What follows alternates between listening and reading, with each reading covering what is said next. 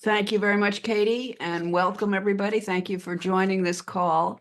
Um, it's sponsored by the Public Member Committee, which consists of public members and other people who are interested in the kinds of topics and issues that motivate public members.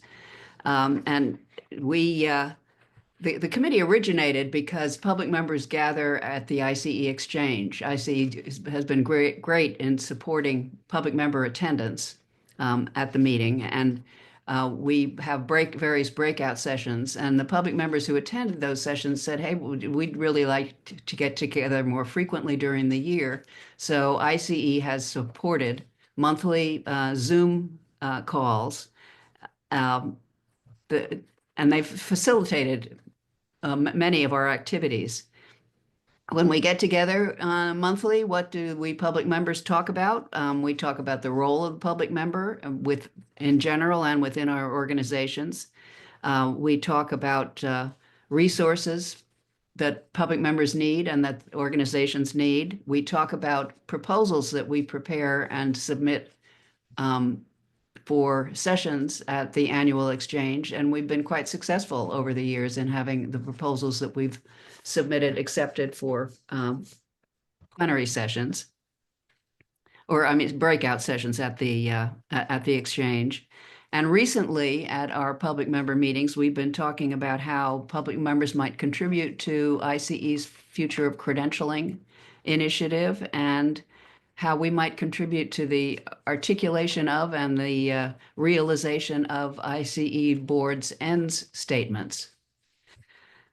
And 4 times a year, our monthly call is an information session like the one we're having today, and to which anybody in the I.C.E. community is invited. Now, and today we want to share information about our committee and about all the various ways that I.C.E. supports public members and helps organizations that have public members and that want to find public members to create the conditions to maximize their effectiveness and their contribution to the board. And as a structure for this presentation today, we're going to walk through the public member resource page that the committee created that appears on the I.C.E. website. And this is a major product of our committee activities. It's a living document. We would love to hear from you, public members and others, how we might expand, improve this resource for public members and the entire I.C.E. community. So if you have ideas, please enter them in the chat or raise your hand and give us your thoughts during the presentation. Okay, can we start? Katie, can you pull up the page? I'm sharing it now. Does it look okay? As you'll see, now you access this page by going to Communities on the home on the I.C.E. homepage. You click on Communities, more information, and then as you see, Katie's showing that over on the right-hand side, you click on Public Members, and up comes this page, which begins with some examples defining the role of public members. And I'm going to turn to several committee members to contribute to this conversation. And first, I want to ask Mark Bertler if he would talk a little bit about the definitions and the role of public member material that's on the resource page. Mark is the current public member on the I.C.E. Board of Directors, among other things. Thanks, Becky. One of the things that we're trying to do is expand the amount of people who are public members. A lot of us have served as public members for a while, and so really pleased that you're joining us today. The purpose of the public member is to be that public voice. One of the things we do is we serve on these boards of usually professionals, and so One of the things that happens often in those settings without any outside observation is professionals talk about what professionals are interested in and don't necessarily spend a lot of time focusing on the impact of the profession on the general population. Um, and that's what the public member's responsibility is. Public member is not supposed to be connected to the profession other than oftentimes we are service recipients. When I first started as a public member, I served on the Hospice and Palliative Care Credentialing Committee. And I did that because I'd had very positive experience with hospice and palliative care. So that was my connection. I also have spent a lot of time in nonprofits, particularly trade associations, so a lot of experience in governance. So oftentimes, public members bring experience that the rest of that profession may not have um, to enhance and advance the credentialing board.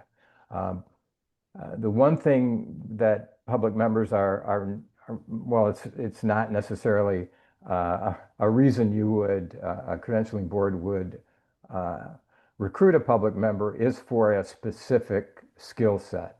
We're really supposed to be focusing on the public and how we connect with the public, and to have that arm's length relationship with the profession so that we can ask questions, ask probing questions about why the credentialing board does things the way it does.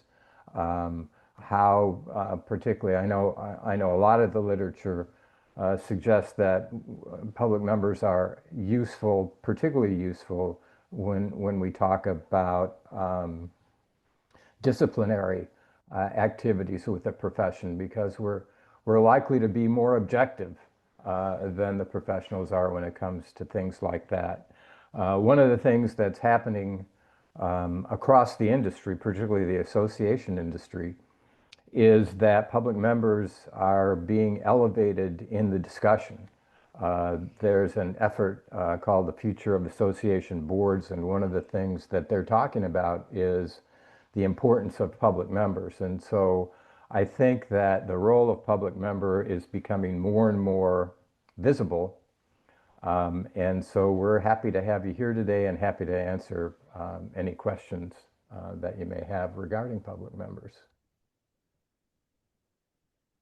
Okay, thank you, Mark. As you see, the resource page includes some definitions. Some come from I.C.E. and some come from member organizations. Definitions and descriptions of a role that the public member role that any organization can use as a model when they're developing their own role definition.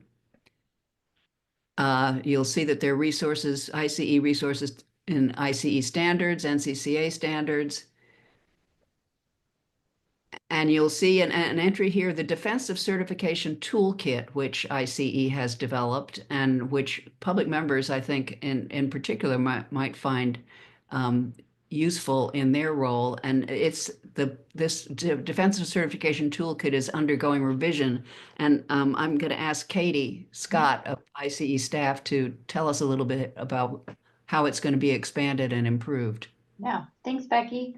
So you can navigate to the toolkit here through this link. It's also located under our resources section.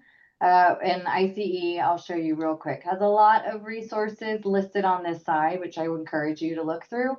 But as Becky said, the Defensive Certification Toolkit, it was developed by our Government Affairs Committee.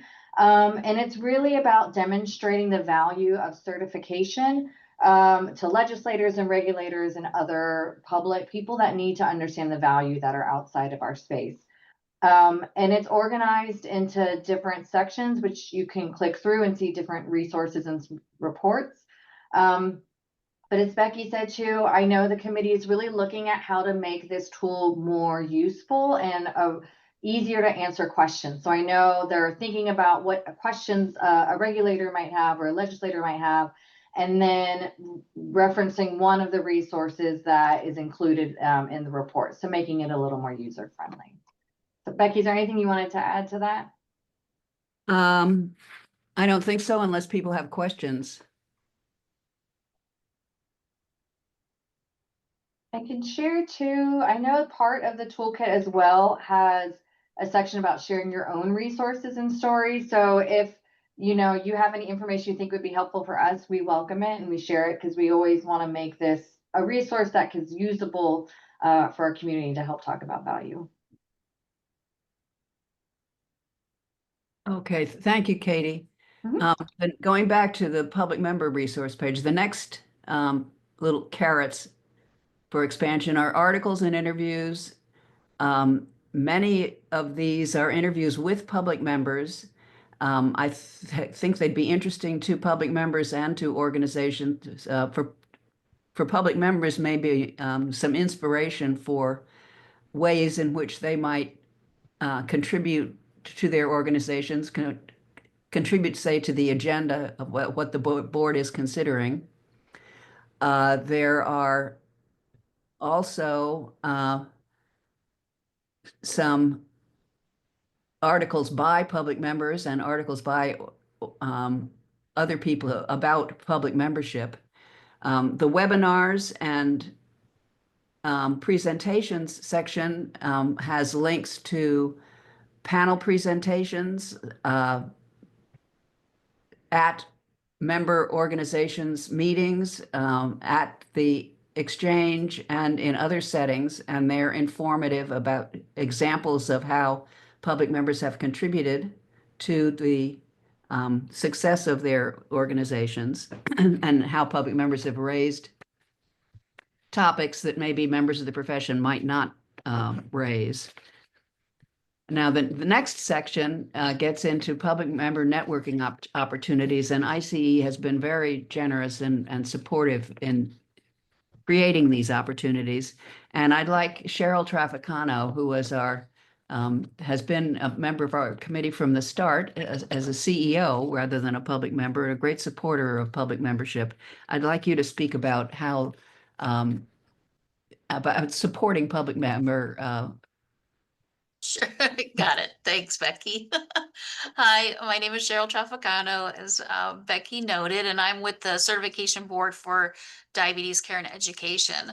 And yes, this section really helps. I mean, it's really important when you have your public member, you want to make them feel like they have resources and connections to both the certifying organization, to I.C.E. and their own certification organization, and also other public members, because, I know we've talked about it at our calls sometimes how, like you're one or two of only, public members sitting on a board of other professionals. And sometimes that can feel, a little bit isolating. So these are great ways to do this. So one thing you want to make sure is that you are, if you're a public member, that your one of your staff team put you on and connect you up with so that you become an actual member of I.C.E. because then you're going to be able to get all kinds of resources and information and access to things. I know Becky's going to talk, we've talked a little bit about the quarterly meeting, so I'm not going to go over that again.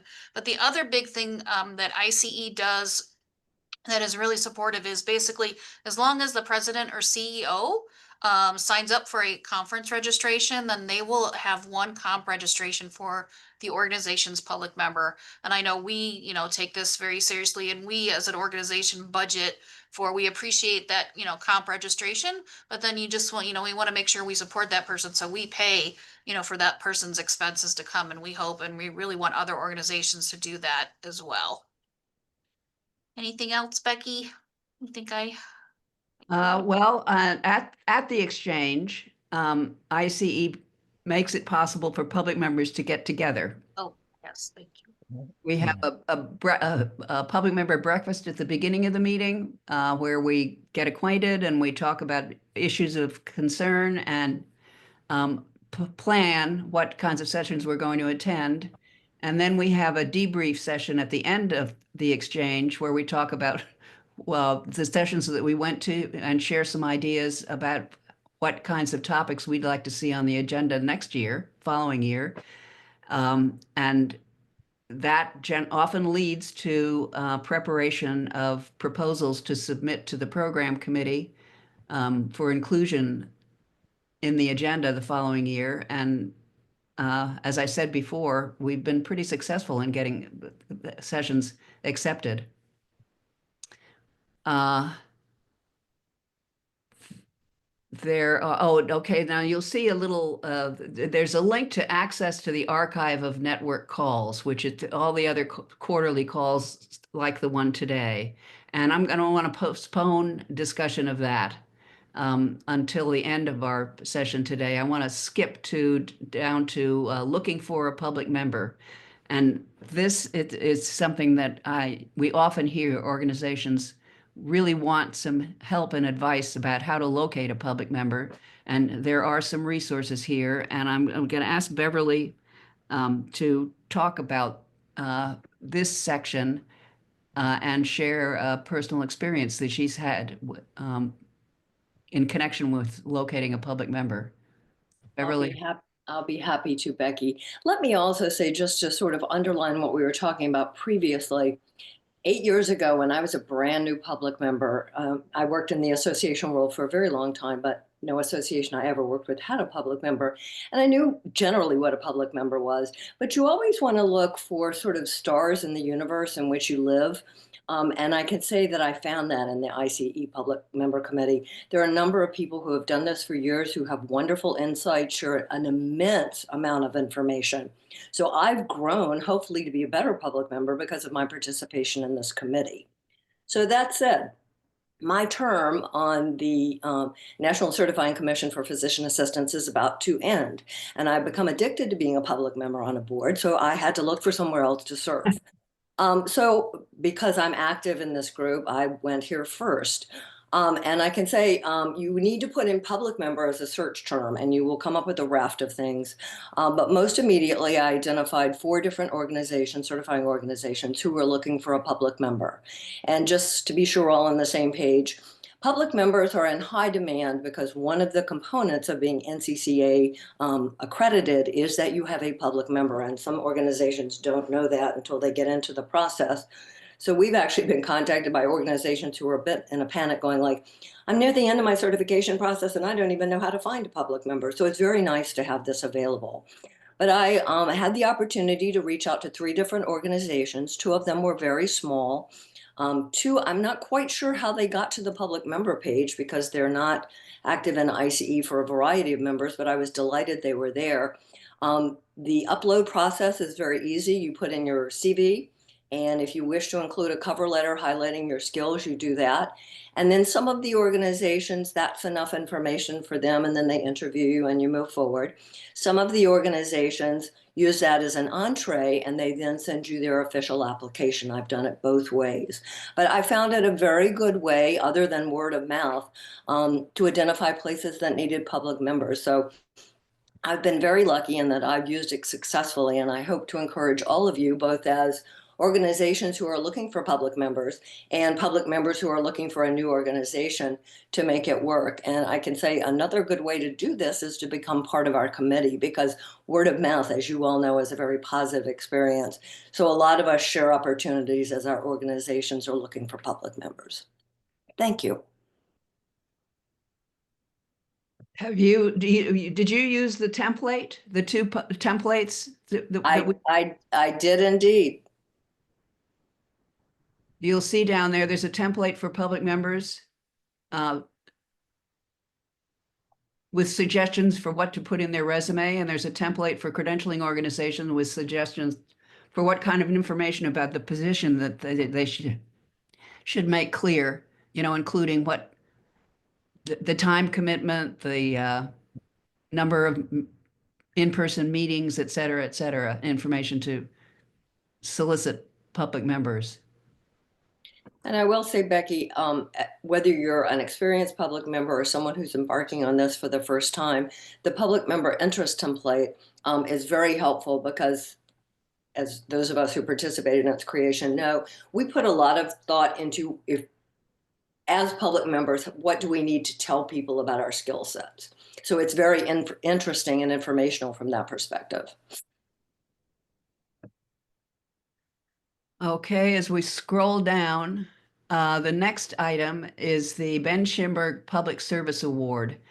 And this award historically came from the Citizen Advocacy Center, which for decades was a resource for public members on licensing boards and certifying bodies. Ben Schimberg was the first chair of the board of directors, and he was a great hero among regulators and certifiers.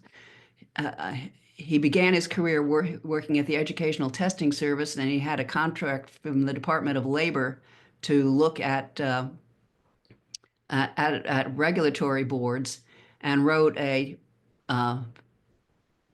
pioneering book called Questions a Legislator Should Ask, which posed questions about why professions were being regulated, how they were being regulated, and how to do right size at the time regulation without being overbearing and without restricting the marketplace. It's hard to find this book, but it's still a great classic. Anyway, Ben was a great advocate for the accountability in regulation and certification, and he thought that public members were one way of keeping these institutions accountable to the public. So when he died, CAC created an award in his memory, uh, which is given out every year. When the CAC became inactive, I.C.E. took over the Ben Schimberg Award, and it continues to select an honoree each year. The honoree, in turn, delivers a talk on about their career, about accountability, about these topics. The Public Member Committee is responsible for this award, but we are open to receiving nominations from anywhere within I.C.E. So let me tell you what the nominating process says about eligibility for the award. It says Ben Schimberg, widely considered the father of accountability in professional and occupational licensing, was a leader in testing, regulatory, and credentialing principles. His demonstrated commitment to protecting the public interest is remembered by honoring those whose professional careers meet the following criteria: a career within the occupational, regulatory, testing, certification, and/or credentialing fields, accountability to the public and public protection, and commitment to the value of public members on regulatory and credentialing boards. And among one of our quarterly talks each year is the Ben Schimberg Public Service Award lecture or talk, which occurs in March each year, and we've got 4 talks, I think, among the network calls that we'll be talking about next. I guess we scroll down and we get the current membership of the Public Member Committee. Most of these people are on the call today.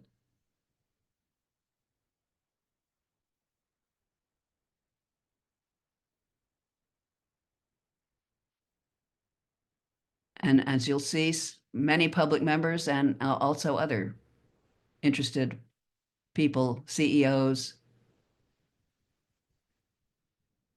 And we have some members of the public joined this committee because they met with the public members at the exchange last year. So now let's return to the section on network calls. And you'll see that all the calls have been recorded, and as Katie said earlier, they appear on the I.C.E. YouTube page. And we've got sessions on recertification, sessions on the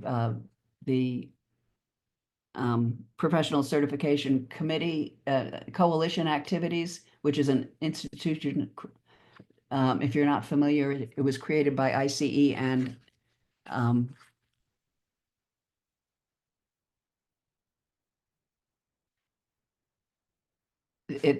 they monitor legislative activity, federal and state legislative activity that is relevant to the certification community. They catch legislation that could create difficulties for certification? Anyway, you'll see that it's there. We had a presentation by Denise Rosendahl about the future of credentialing initiative within I.C.E. We've got a couple of people here who actually did presentations. Glenna did a presentation on DEI, and Brett did a presentation on standard setting, which was very interesting because it's not common for public members to be thought to be able to contribute to the a technical topic like standard setting. I think both Brett and Glenna are here on the call. Brett, would you like to describe a little bit about what that session Certainly. Thanks, was about? Rebecca. Hey, hello, everybody. My name is Brett Foley. I am a public member on the Nebraska Board of Engineers and Architects. For my day job, I'm a psychometrician with the National Board of Examiners in Optometry.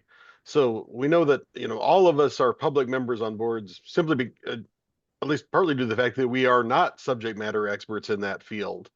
And so in the same way, working with credentialing programs where examinations are a big part of it, many or most public members aren't necessarily subject matter experts in exam development either. And so, but as public members, we're called on to comment and give input on the exam development process. And one of the most important pieces of that is determining what the cut scores are. Things like board of directors are often signing off on what the cut score should be. And while we're not expected to be subject matter experts, there are important questions you can ask to help make sure that the process was transparent and follows good technical practices. So rather than in an effort to get folks to be assessment experts, it's really on this particular call, we talked about what standard setting is, which, if you're curious, it's the formal process for determining the passing score for an exam that does it in a defensible way to make sure it aligns with the level of competency necessary to hold that credential. And so we kind of on this call, we talked about to the attendees what it means to do a standard setting study and the kind of questions you can ask. As again, as a public member, you're really kind of a policymaker for your organizations. And so the kind of questions you can ask to make sure that you're well informed when you're approving things like a passing score. So that's really what the session was about. So saying, learning what a standard setting is, and then the kind of questions that the assessment staff in your organization should be able to answer for you to give you confidence that things went correctly, and when you're making a judgment about whether a passing score is defensible or not. So yeah, and so that's one of the great things about this committee is that we have folks with all kinds of different backgrounds, and that can be a resource for you as a public member to help you understand the ins and outs. It just happens to me that I spend a lot of time talking about exams because that's my day-to-day area expertise, and so I'm happy to share that content with folks and rely on others for other areas of being serving in the role of a public member. Thank you, Brett. And Glenna, you presided over a quarterly session on DEI as a representative, as somebody very interested in that topic, and as public member committee's designated representative to the DEI committee. Could you recall a little bit about what that session was about? Sure. So I'm Glenna Tinney, and I am the public advisor for the National Board for Respiratory Care. My background is that I'm a social worker, and I'm a retired Navy captain. So I was a social worker in the Navy, and I was a social worker in the civilian world. And I'm currently a yoga teacher. So I have a background focused on trauma, particularly. As Becky said, I'm currently the liaison between the Public Member Committee and the I.C.E. DEI Committee. And the role or the goal for that liaison position is really to increase that collaboration within I.C.E. to kind of where do we have the intersection and overlap between the public member role and emphasis and the DEI committee and that role and emphasis. This particular session was I actually believe it was people from the DEI committee that presented with me. It was a proposal that we had submitted for the I.C.E. exchange that we then did for the public member committee. And it really was about trying to expand the view of DEI to include belonging. So, because it's not enough to just have someone designated to check off a box because we want to have diversity. The belonging aspect, the acceptance, the value of someone as a member of a group, whether that's a board, a stakeholder, a credentialing staff member, that belonging is an important piece of this. So this particular session really was expanding the kind of current paradigm from DEI to DEIB. And since then, it's included DEIB for belonging, A for accessibility. There's a lot of expansion, I think, of the original paradigm. Also, we did a presentation, I believe, on the intersection of DEI and public protection. And that there's a webinar that we did for I.C.E. on that one because that is the overlap between the Public Member Committee and the DEI Committee, that whole issue of public protection, because that's what public members are there for. We are there to represent that perspective for the general public. Think about safety, ethical behavior, all of those kinds of things. And not only in medical care, but, across the board, because credentialing is not specifically to just the medical professions. So I know that we did get our proposal accepted this year for the DEI committee did for the I.C.E. exchange is coming up in November. And this one, we're at kind of a challenging place with DEI right now. And I just want to say that the I.C.E. has not backed off on their commitment to DEI in any way. We are challenged a little bit in terms of how we present the content. The terminology is problematic for some organizations, particularly those that are connected to academia or who are connected and getting federal grant money. So our session this year at the I.C.E. Exchange is going to be kind of, first of all, looking at the history. What is where did it, DEI is not new. It started a long time ago.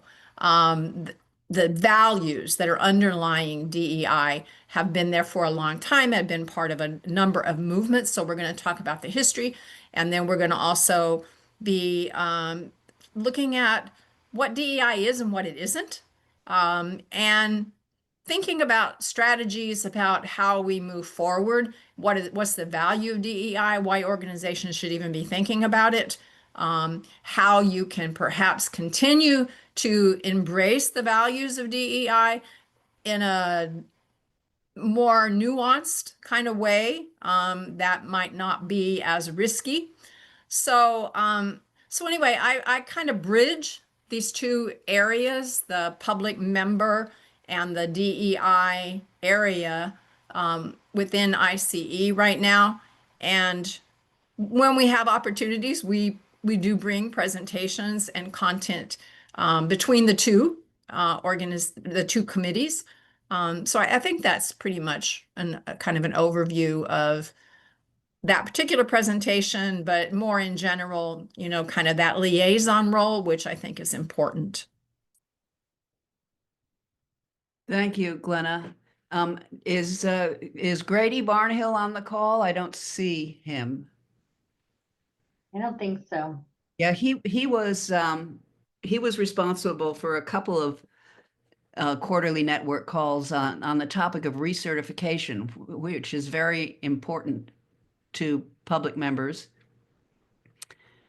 because continuing competence is an issue that the public cares a great deal about. Annual actual demonstrations of currency and continuing capability of performing the services that they were initially certified for. So we've had a couple of sessions on that.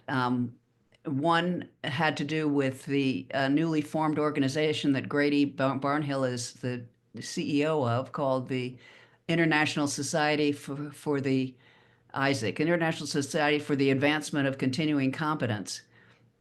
And the other session included a presentation by about the NCCA standards and what they mean for readers, how to conform to the NCCA standards and the standards of other organizations vis-a-vis recertification programs.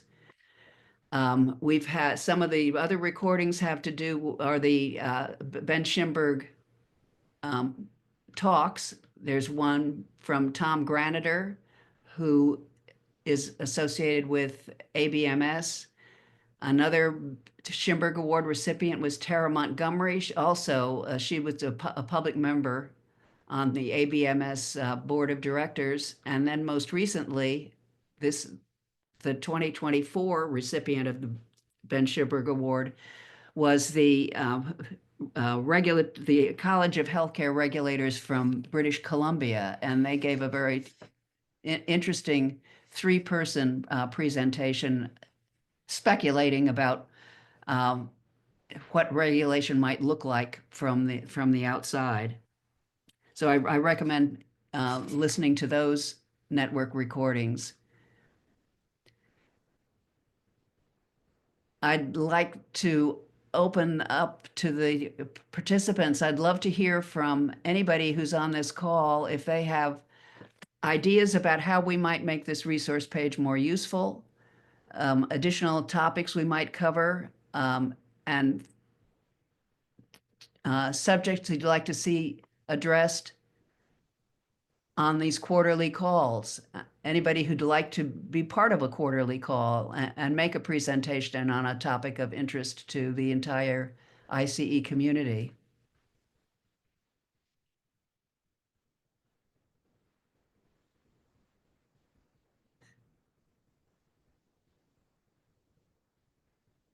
Any suggestions? Anybody on the committee would like to add to? I have something to add. I Yeah. just want to say that Zeno and Beverly and I wrote an article as well for the Credentialing Insights, and we wrote that on kind of health and well-being and why that's important for all the different stakeholders who are involved in the credentialing arena. So that's another avenue and another resource that is available so that we can take advantage of if we have ideas that we want to also put in into that. The insights actually we were focusing in on burnout, not board members, staff members, as well as subject matter experts, and trying to just give ideas about how people and organizations can cope with that. Thank you, Glenna. Do you think that we should have a quarterly call on that topic? Sure. I think we wrote the article. We should get as much mileage as we possibly can out of it because it was a fairly painful process. So- Right. Well, there are, and there's several other articles that we've contributed to that publication.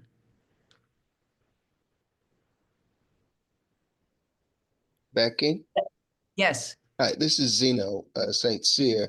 I'm a public member with the National Commission on Certification of Physician Assistants, and I also serve as the public member representative to the I.C.E. Annual Program Committee, the committee that reviews all the abstracts submitted for the annual I.C.E. Right. exchange. I just want to echo what Becky and others have said about this group. The public member committee tries to be a resource for all the other public members and in some respects for other I.C.E. organizations who are looking for public members. And Becky was absolutely on point when she mentioned that the organization has been extremely supportive of public members from their attendance at the I.C.E. exchange to trying to incorporate public members into all of the various I.C.E. committees to a number of other aspects. So uh, for particularly for those public members who are new to their board, who are trying to find their way. Certainly, you've got a lot of kindred souls who have, in many cases, a lot of experience working on their boards, who may have gone through and experienced some of the very same issues, or have raised concerns that you yourself may have with your board. So please feel free to use the members of the public member committee as a resource for yourself in getting any of your questions or concerns responded to. Becky, to loop back to what Glenna was saying about working with the Publications Committee, I'm the liaison between the Public Member Committee and the Publications Committee. And Glenna and Zeno and I had the opportunity to work with that committee to develop our wellness article. But I would encourage you, it's a rather free-flowing committee. We share ideas, we share opportunities. So if you know of a topic or want to introduce a topic that focuses more on the public member perspective that you'd like to have covered in the I.C.E. publication, please let me or Becky know. And we're happy to move it forward for you. We'll even, I mean, even if you just have a nugget of an idea, we're happy to help you flesh it out. Thank you, Beverly and Zeno. And I'm the liaison to the Government Affairs Committee. So again, I'll echo what Beverly said. If you have any suggestions, any ideas that relate to both public members and the Government Affairs Committee, I'd be most interested in that. And again, if anybody has an idea for a topic that you'd like to have us address on a quarterly call, please let one of us know, let Katie know. I have a thought. The Public Member Committee has had conversations over the years about teamwork. And certainly in the healthcare field, healthcare delivery is not always a solo operation. It's the team that um, is critical to whether healthcare is safe, effective, high quality. But certifying organizations certify individual professions. And we've talked quite a bit about is there a role for certification in addressing teamwork? Is there a role for posing questions on initial and recertification exams about teamwork? Is there a role for assessing the qualities that make a good team player? Is there a role for assessing teams?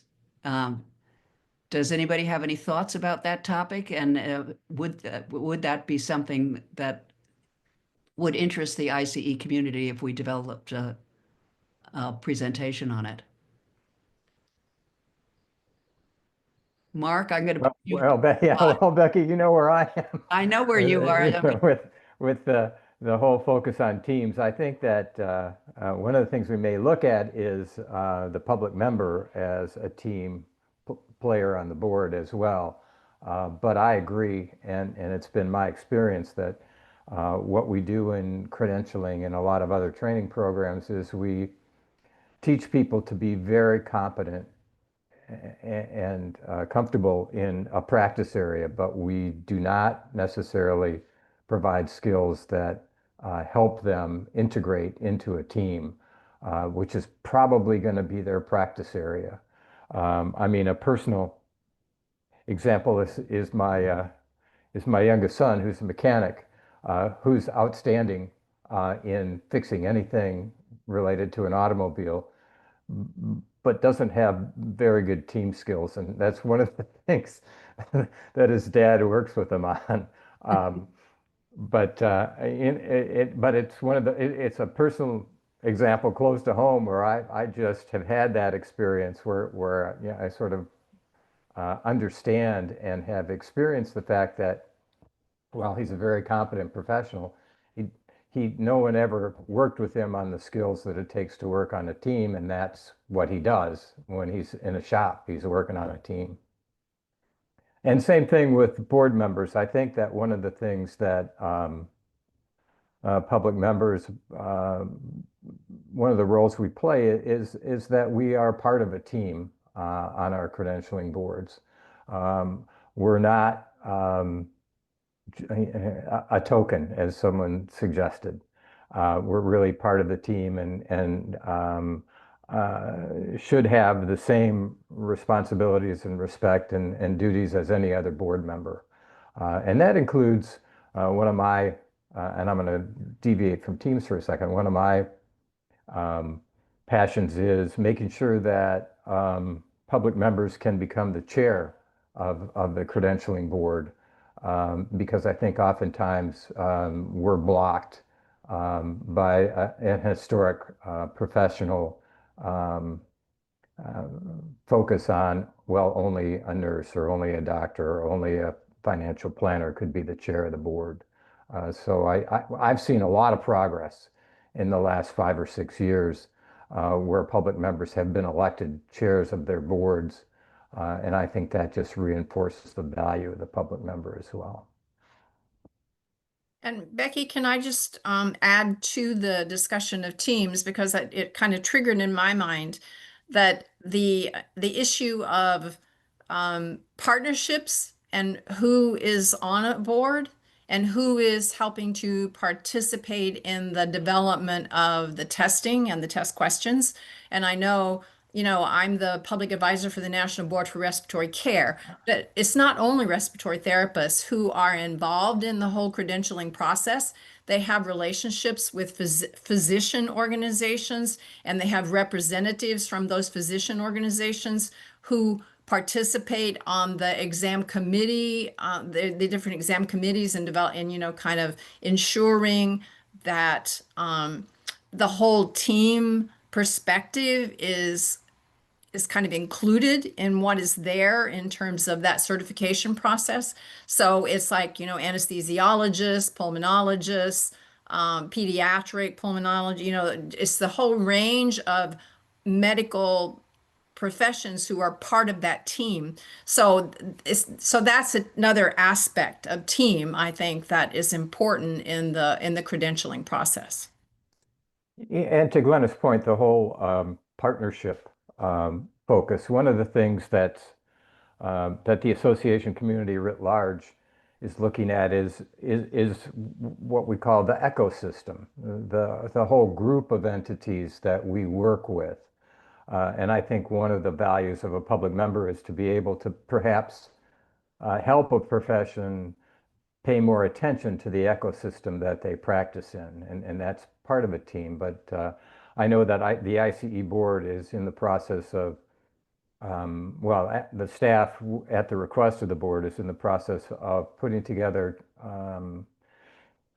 materials and tools to better explain the credentialing ecosystem. So there might be an opportunity down the road for a quarterly call to kind of update and present the work that the I.C.E. boards and the I.C.E. staff are doing on the whole credentialing ecosystem. And one more thing, and then I'll be quiet, is that I mentioned earlier the future of association boards. Their report is going to be coming out next month. And I'll certainly share it with the committee, and it may result in a quarterly presentation or not. But one of the things that they are looking at is the necessity of including public members on association boards. We're certainly familiar with public members on credentialing boards, but it's less likely, and as Beverly mentioned, it's less likely that on an association board that they would actively recruit a public member. But I think because of a lot of activities in the recent past, the ability of an association to say, yeah, we do take into account people who have a broader perspective than just the association members the general association members might have. So look for that report coming out towards the end of July. Thank you, Mark. I mean, this makes me think about another role of a public member on a board is to look at the composition of the board and think about what interests need to be represented. And as an example, I sit on a board that certifies nurse anesthetists. And also, in addition to a public member, there is a physician on that board, and there is also an anesthesiologist, so that it's a it's a broadly based. It's more than just members of the profession. It's also related professions who are represented on that board. Becky, I will echo that for Zeno and me. The NCCPA board has both physicians, educators, and PAs, and 2 public members. But because of that, and boards of pharmacy, or boards of PA certification, boards in the state of PAs, because of that, we have an awful lot of interaction amongst each other, and we share different perspectives, which I find to be very, very valuable in the certification universe. And this is Zeno again, Becky. If I might go back to the whole teams discussion, so I was thinking about it. I think that would be an excellent topic for us to explore at some point. But I would caution. My feeling is that if we do it, we should focus on the subject of a public member being part of the team on that board. Particularly in the medical profession, there is a team approach to healthcare. You know, the physician, nurses, other allied health professionals. But I don't know if that's a lane appropriate for us to delve into. Perhaps in some of the other I.C.E. represented fields, construction, education, financial planning. Perhaps there's also that team concept for them as well in some way, shape, form, or fashion. But for us, I think we would do well to really hone in on and focus on the public member being a part of that team that comprises the board of directors.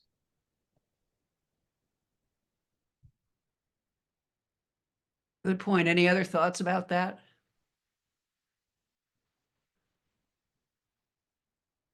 This is a quiet group.